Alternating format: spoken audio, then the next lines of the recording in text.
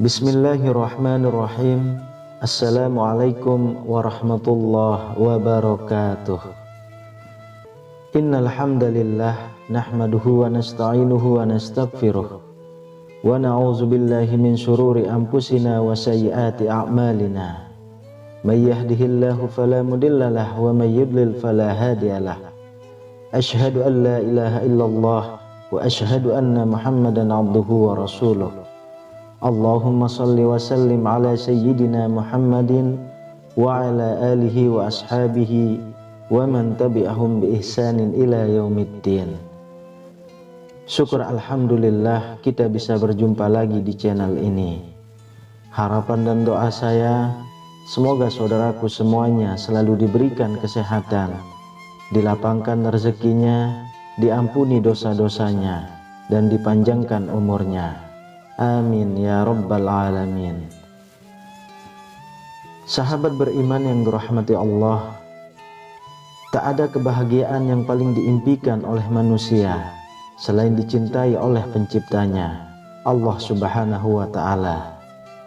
Berbagai cara dan upaya kita lakukan supaya bisa mendapatkan ridho dari Allah subhanahu wa ta'ala, baik itu dalam ibadah, aktivitas, bahkan dalam hendak tidur pun kita selalu ingin mencari ridho Allah subhanahu wa ta'ala. Hal tersebut kita lakukan semata-mata untuk bisa mendapatkan perhatian dari Sang Khalik. Karena keutamaan ketika kita dicintai Allah subhanahu wa ta'ala, insya Allah kita akan mendapat kenikmatan di dunia, terlebih lagi kenikmatan di akhirat.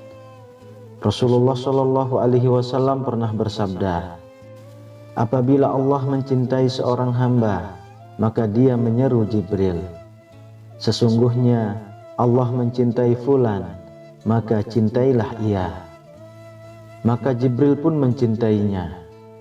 Lalu Jibril menyeru penduduk langit, sesungguhnya Allah mencintai si fulan, maka cintailah ia. Maka penduduk langit pun mencintainya. Setelah itu kecintaannya diteruskan kepada penduduk di bumi. Hadis riwayat Bukhari. Sahabat beriman yang dirahmati Allah, lalu apa ciri-cirinya kalau kita disayang Allah? Yang pertama adalah dibukanya pintu amal soleh sebelum kematian.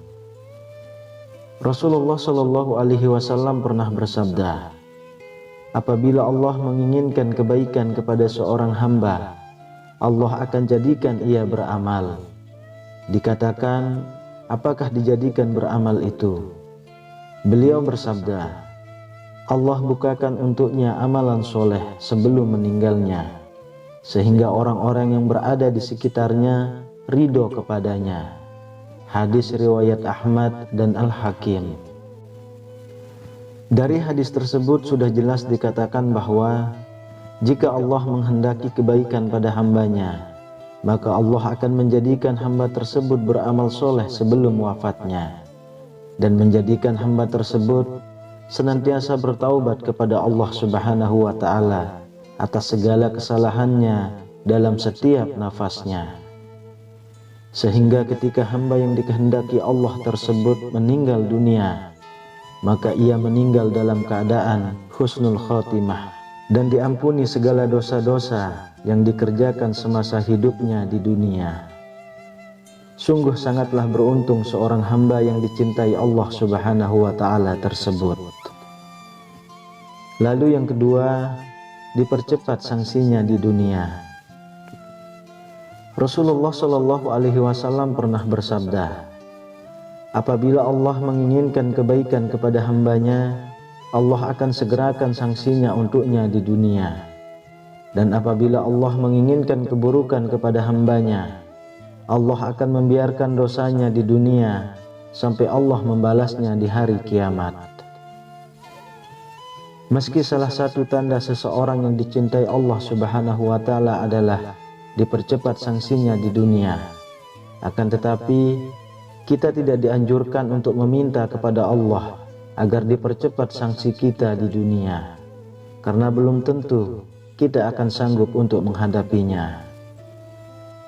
Ada kisah menarik yang mungkin bisa menjadi pelajaran untuk kita semua.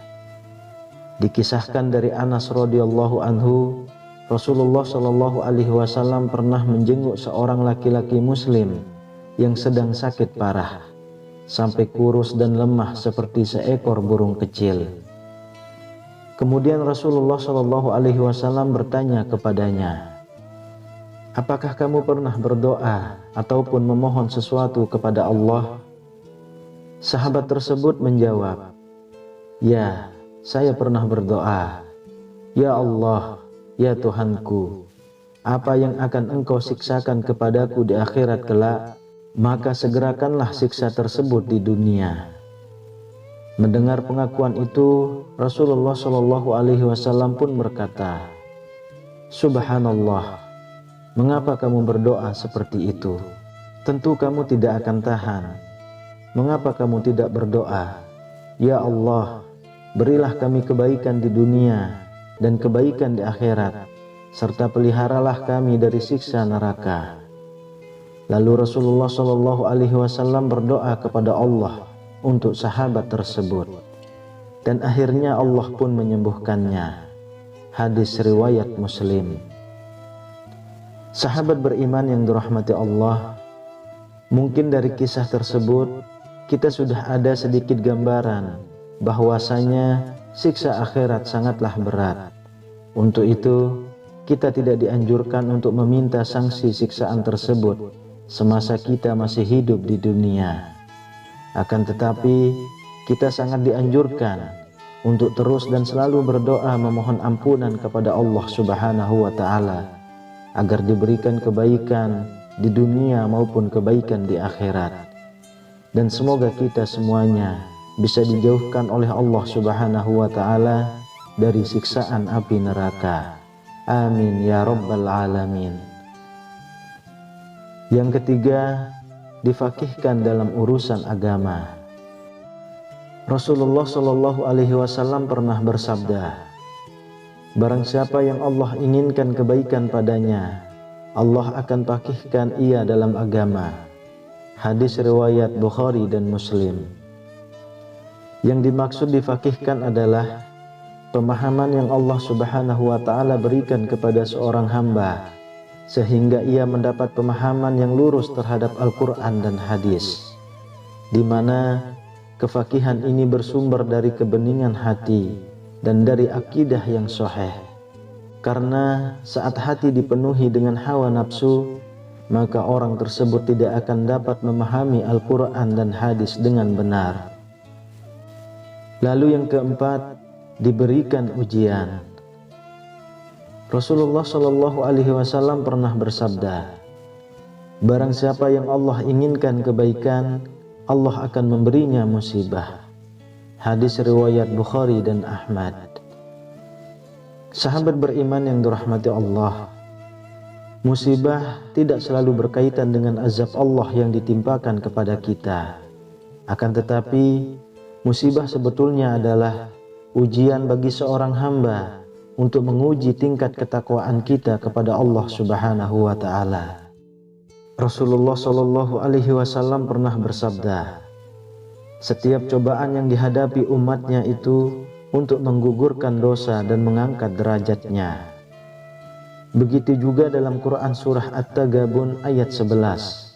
Allah Subhanahu wa Ta'ala sudah berfirman, "Tidak ada suatu musibah pun yang menimpa seseorang kecuali dengan izin Allah. Dan barang siapa yang beriman kepada Allah, niscaya dia akan memberi petunjuk kepada hatinya.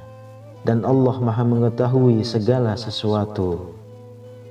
Dalam ayat tersebut sudah jelas dikatakan bahwa semua ujian datangnya dari Allah Subhanahu wa Ta'ala. Dan bagi siapapun yang berserah diri ketika mendapat ujian dari Allah, maka Allah akan memberikan petunjuk kepada hati orang yang sedang diuji, supaya mendapatkan kebaikan dari suatu ujian tersebut.